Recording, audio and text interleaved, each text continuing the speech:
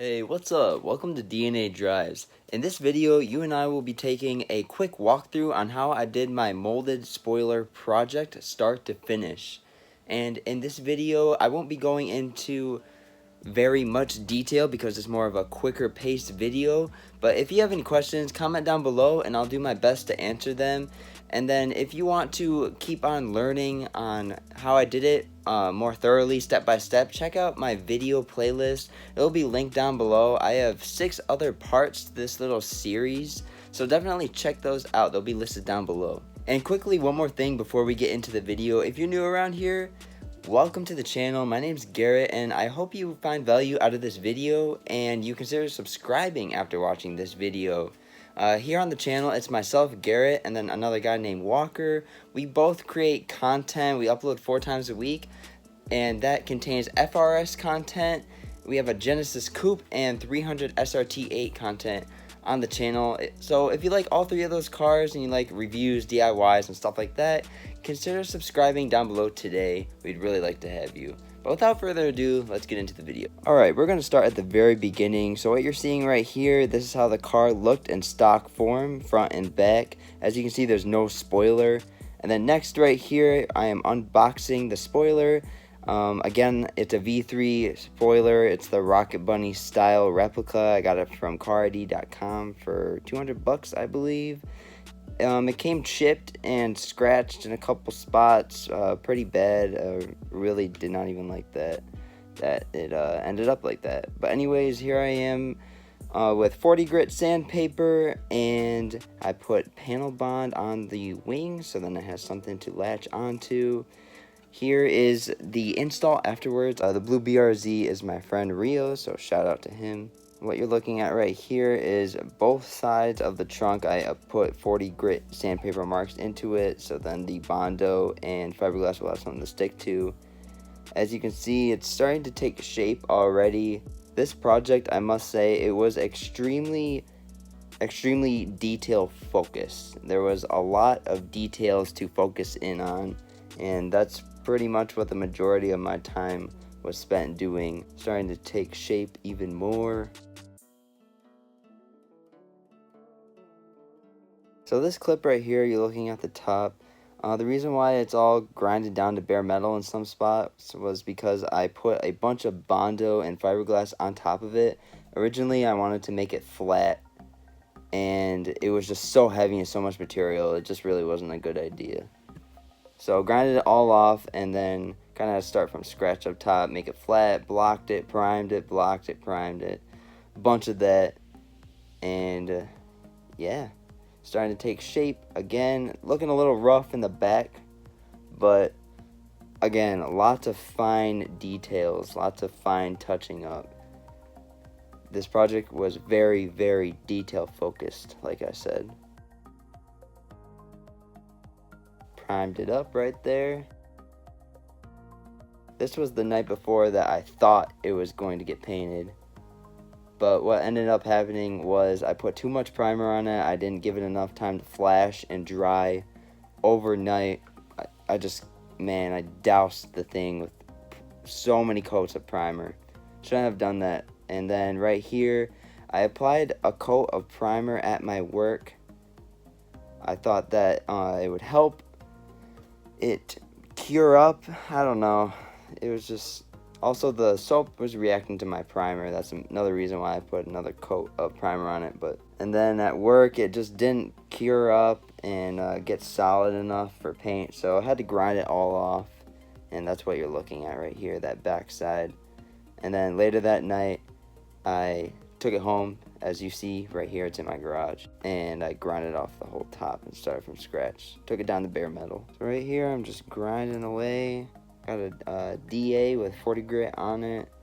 Got it in grind mode. The air compressor I have at home, I'm borrowing my coworkers, and it's not the biggest. I forget what the tank size is, but it's all I got, and that's what I was working with.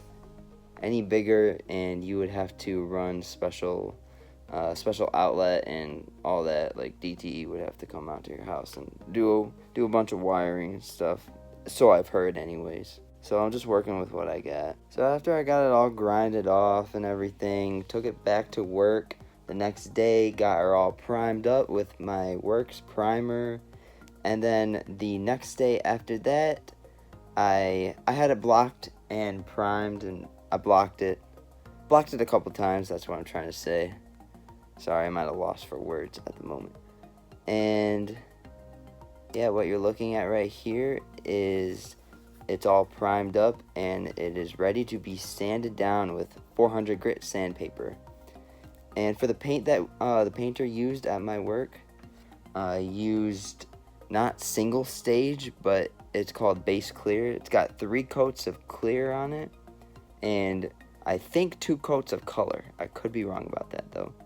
And then compared to the single stage is just clear coat and then the color all mixed into one, which is the more cheaper option.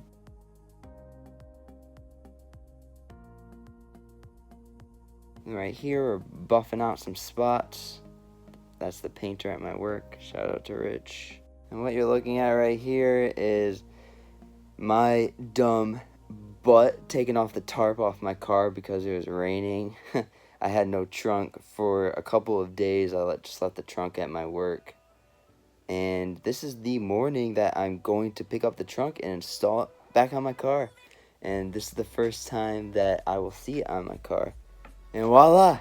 There it is, just like that. Yeah, so that's the end result. If you have any questions, comment down below if you're looking into doing this project.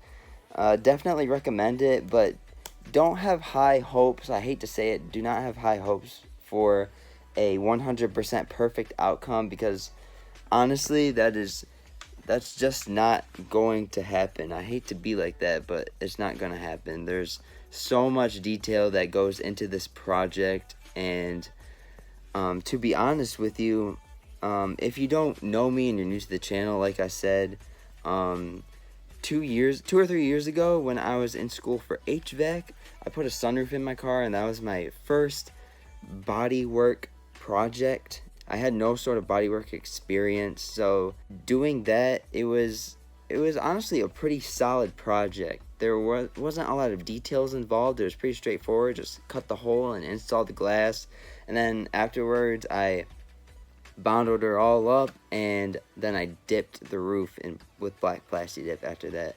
But compared to that, doing this project, it is more of an advanced project. There's a ton of details that go into it. I'm not saying that if you don't have any bodywork experience you can't do that, but just know that it'll take quite some time. I've been doing bodywork full time for about 5-6 months now. I'm still fairly new at it, and I still suck in some areas. I'm not going to lie to you guys and say that I'm good and all that, but yeah, I still have a lot of learning to do, and doing this project, I don't know, I'm glad I did it, to be honest, and I encourage you to do it and try it out.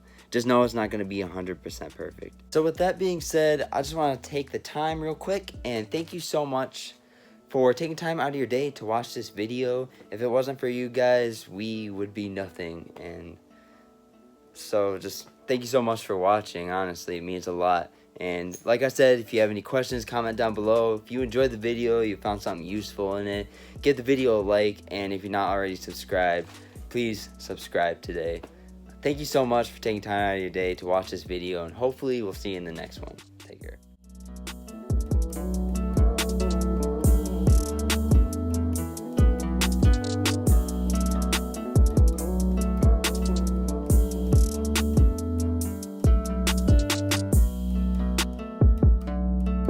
Started when a dog met another dog, and they met another dog, and they became the dog trio. The end.